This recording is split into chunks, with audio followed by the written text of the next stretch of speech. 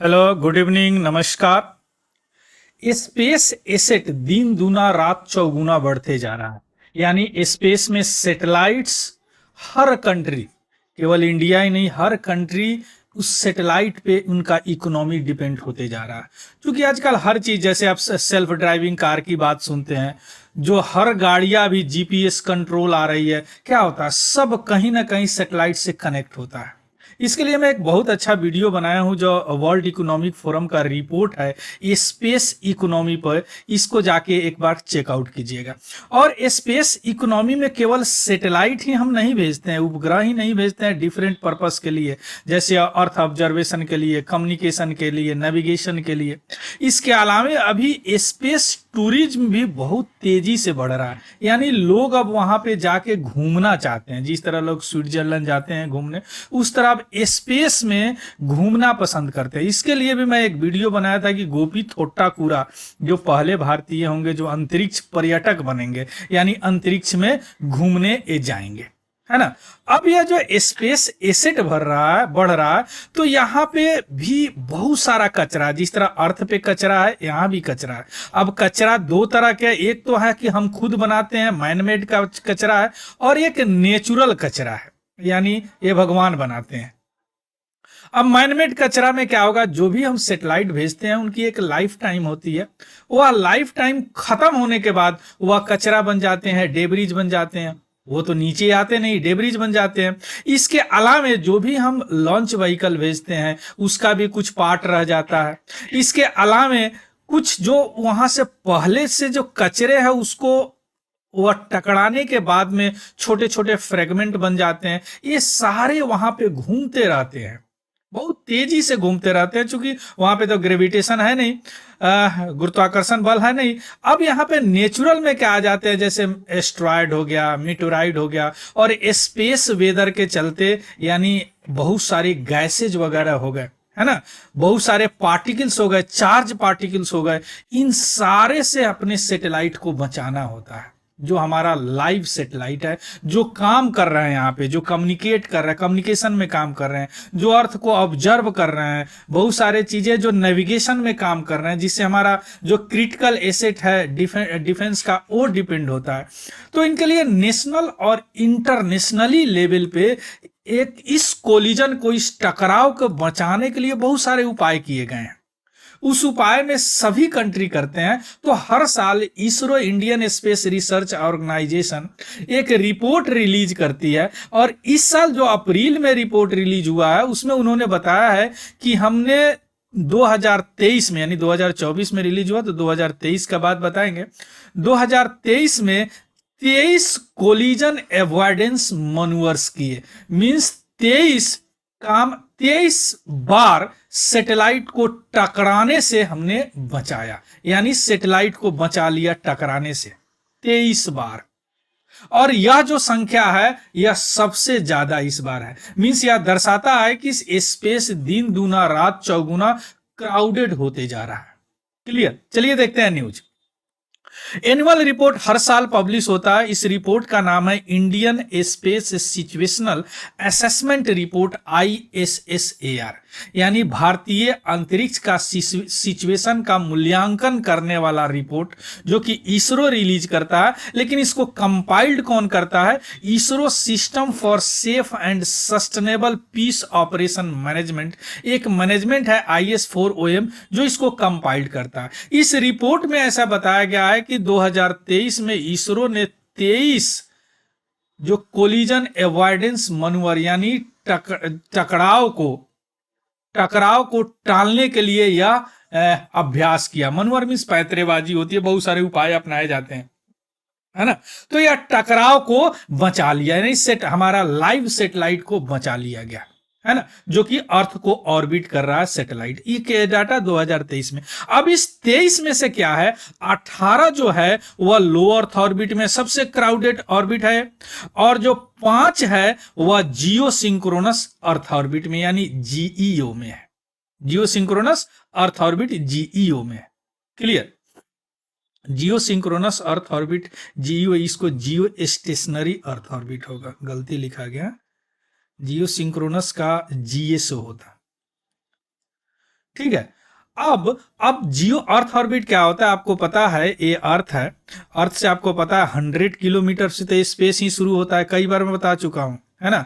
अब 160 किलोमीटर से लेके 2000 किलोमीटर तक यह होता है लो अर्थ ऑर्बिट। अब इसमें सेटेलाइट होता है जो घूमते हैं सेटेलाइट, यह 90 से 120 मिनट में एक बार अर्थ के राउंड लगा लेते हैं, लेकिन अर्थ तो अपने एक्सिस पे 24 आवर में ही घूमता है, इसको तो आप चेंज नहीं कर सकते, क्योंकि साइंस है, इसको आप चेंज नहीं कर सकते, टेक्नोलॉजी को चेंज कर सकते हैं आप।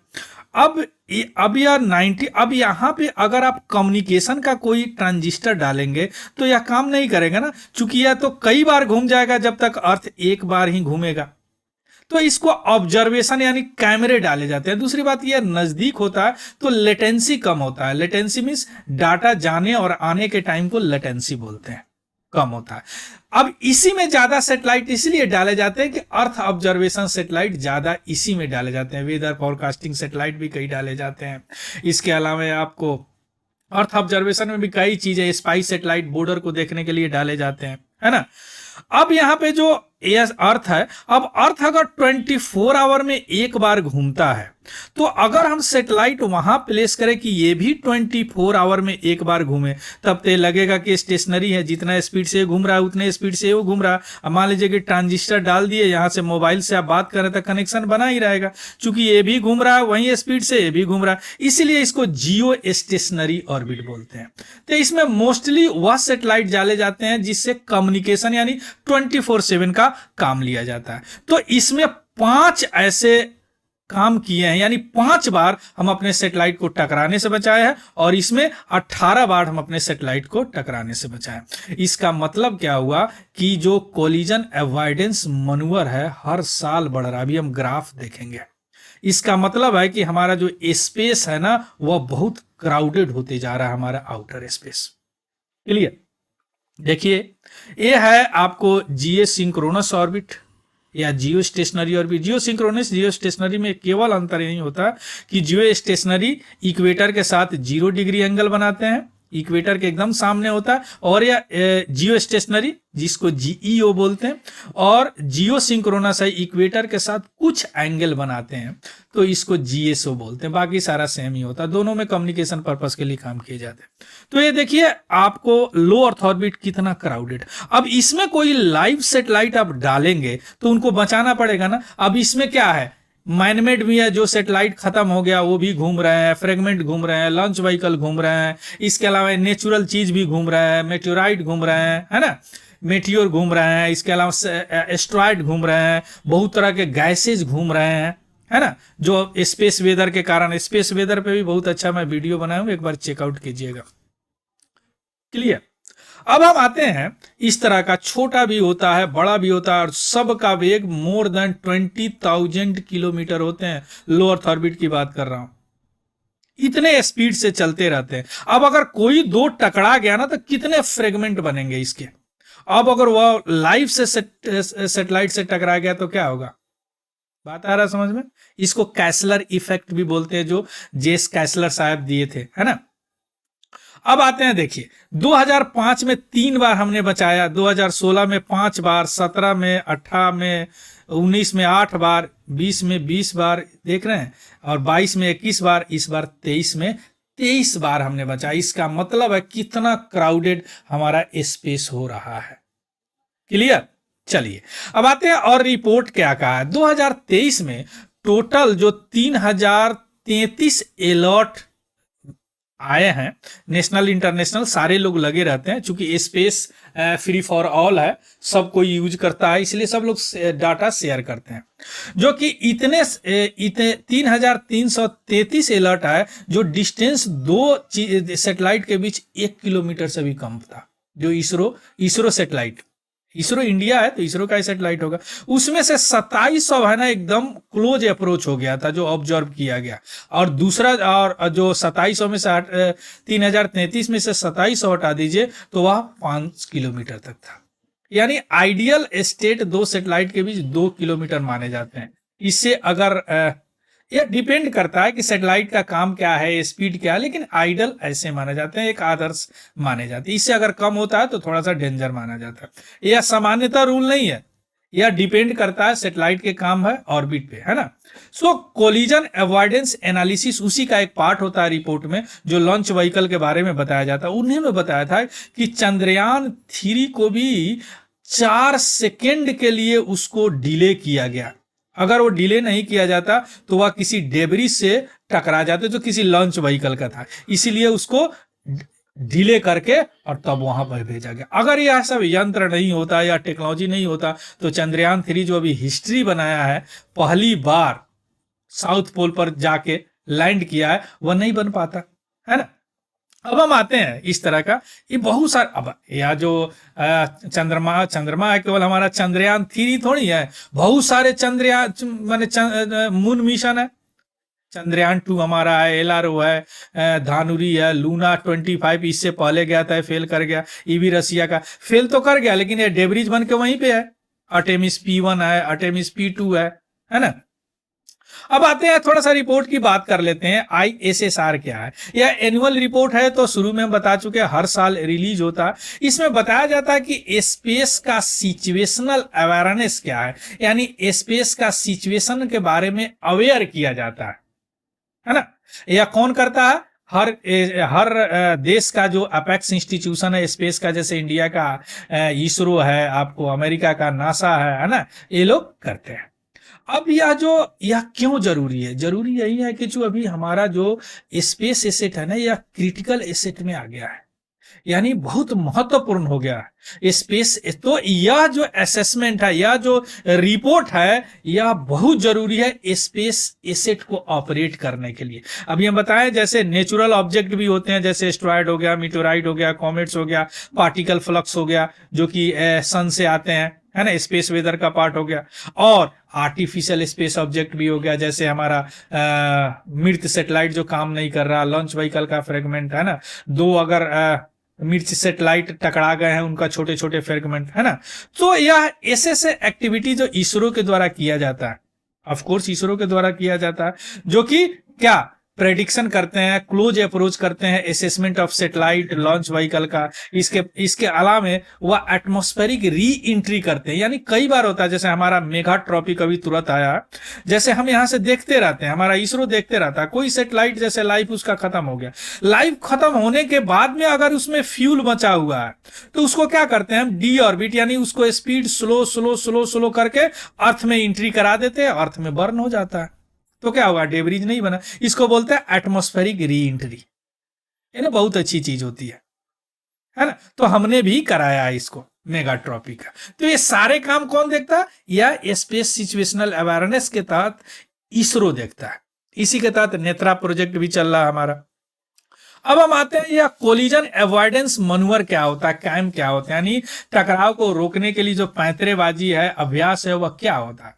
या यहां तक तो समझ गए कि वह क्या होता है, एक एडजस्टमेंट है ट्रैजेक्टरी का और ऑर्बिट का। मान लीजिए कि हमारा सैटेलाइट है जो यहाँ पे है, इस ऑर्बिट में घूम रहा है, पता चला कि यहाँ पे कोई सैटेलाइट आ गया, है ना, यहाँ पे कोई ऑब्जेक्ट आ गया, तो इसको अवॉइडेंस करने के लिए हम क्या करेंगे? या तो इसको थोड़ा सा डी ऑर्बिट करेंगे ना, स्पीड को लो करके नीचे लाएंगे, या स्पीड को हाई करके ऊपर लाएंगे, या कोई और काम करके इसको अलग हटाएंगे, है ना। तो क्या होगा? इससे हमारा जो लाइव सैटेलाइट है वह सुरक्षित हो गया। हो सकता है या लाइव सैटेलाइट हमारे आर्मी के कम्युनिकेशन के लिए काम कर रहा हो, एयरफोर्स के कम्युनिकेशन के लिए काम कर रहा हो, है ना। तो इसलिए यह एक क्रिटिकल एसेट में आ जाते हैं, है ना। ये बहुत बहुत बहुमूल्य एसेट में हमारे संपत्ति में आ जाते हैं।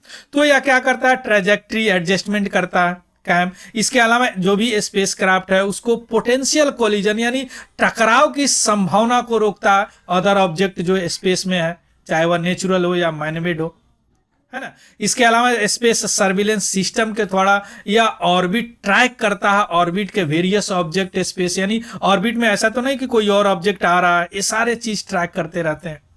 और उसमें क्या क्या देखते हैं? एक्टिव सैटेलाइट जिससे काम हो रहा है, डिफंक्ट सैटेलाइट जो काम करना, जैसे हमारा आर्यभट्ट है, वह 1975 में लॉन्च किया गया था, कुछ ही दिन के बाद वह काम करना, चूंकि एक्सपेरिमेंटल से था, लेकिन अभी भी स्पेस डेब्रिज होगा वहां पे। स्पेंड रॉकेट स्टेज, है ना, इसके अलावा फ्रेगमेंट और वेरियस स्पेस मिशन का फ्रेगमेंट, ये सारे चीज ऑब्जर्व करते हैं, ये सारे। और उसको मनूवरिंग कैसे करते हैं, उसको अभ्यास कैसे करते हैं, जो फायरिंग थ्रस्टर करते हैं, जैसे अभी हम मेगाट्रॉपी का बताए हैं।